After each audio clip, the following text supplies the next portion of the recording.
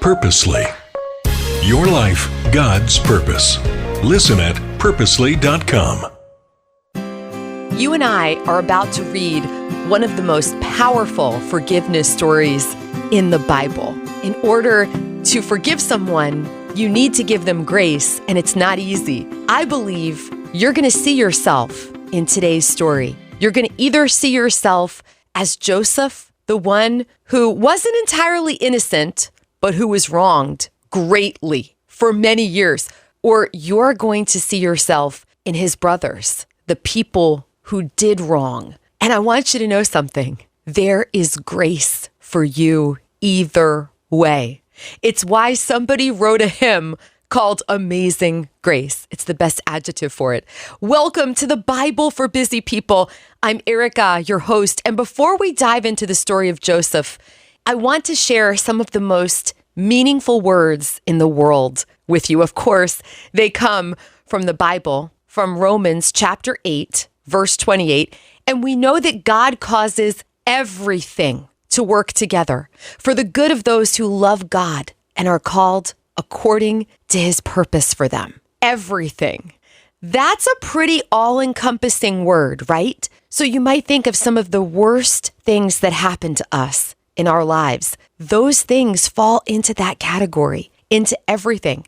Today, we're going to put the spotlight on, I would say, the most emotional, beautiful part of the story of Joseph. But I want to give you the context first. Joseph was one of 12 brothers, and he was definitely daddy's favorite.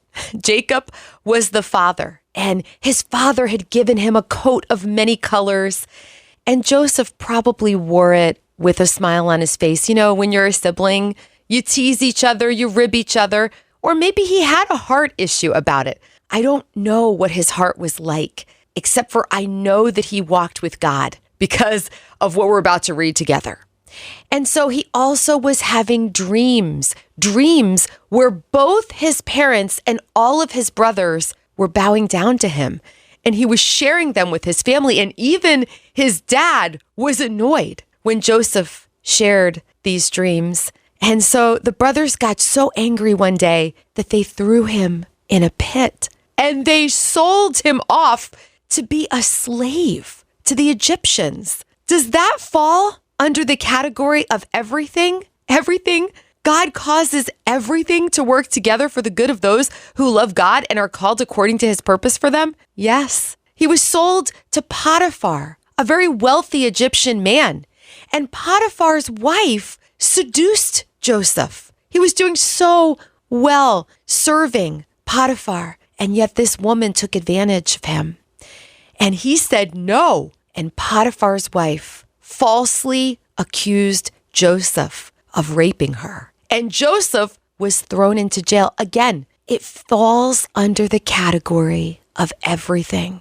And it all started with one vicious, unkind act of being thrown into a pit. Now Joseph finds himself in jail for years. But did he languish there? No, he actually rose to prominence, to a position of authority in the prison. God was with Joseph throughout this entire journey, and God is with you on your journey. In the final act of this story, Joseph gets the Pharaoh's attention by interpreting his dreams when nobody else could do it. And through God's hand, Joseph saved the Egyptians and the people in the surrounding countries from starvation because he predicted a coming time of plenty and a coming famine. And so during the time of plenty, Joseph recommended that Pharaoh store up the grain. He saved countless lives. God used Joseph to do that. And we go back to Romans 8:28. God works everything together for our good and his glory. Now, that forgiveness scene I promised, join me now as Joseph encounters his brothers in Egypt. They don't know that it's their brother who is saving the earth in the midst of famine. They have no idea. They didn't even know he survived the pit that they threw him into. And so now Joseph is hosting a dinner party for his brothers. Genesis 45 beginning in verse 1. Joseph could stand it no longer. There were many people in the room, and he said to his attendants, "Out, all of you!" So he was alone with his brothers when he told them who he was. Then he broke down and wept. He wept so loudly the Egyptians could hear him, and word of it quickly carried to Pharaoh's palace. "I am Joseph," he said to his brothers. "Is my father still alive?" But his brothers were speechless. They were stunned to realize that Joseph was standing there in front of them. "Please come closer," he said to them. So they came closer, and he said again, "I am Joseph, your brother, whom you sold into slavery in Egypt. But don't be upset and don't be angry with yourselves for selling me to this place. It was God who sent me here ahead of you to preserve your lives. This famine that has ravaged the land for 2 years will last 5 more years, and there will be neither plowing nor harvesting. God has sent me ahead of you to keep you and your families alive and to preserve many survivors. So it was God who sent me here, not you.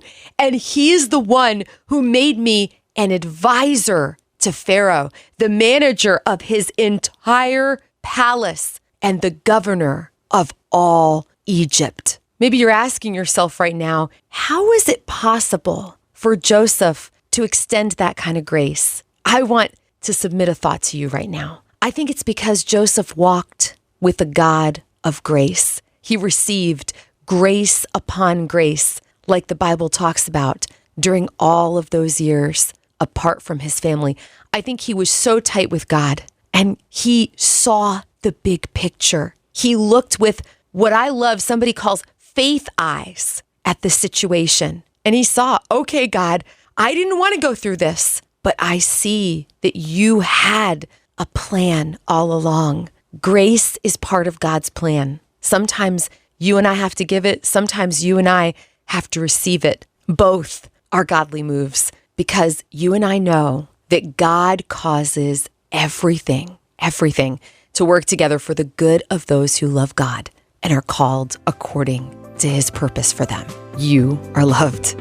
Thank you for making time for the Bible for Busy People today. If being part of this community is a blessing to you, it's super easy to share this podcast with someone you love. We're all about spreading the hope of Jesus like butter. So if you've got a moment to write a review, boy, we'd really appreciate that. Maybe you need a little prayer today, or you're ready to take that next step with God. I invite you to check out our show notes. You're going to find lots of encouragement there. This podcast is one branch on a tree called Purposely, a podcast network designed with practical podcasts to help you find and thrive in God's purpose for your life. If you've got a pulse, you've got a purpose.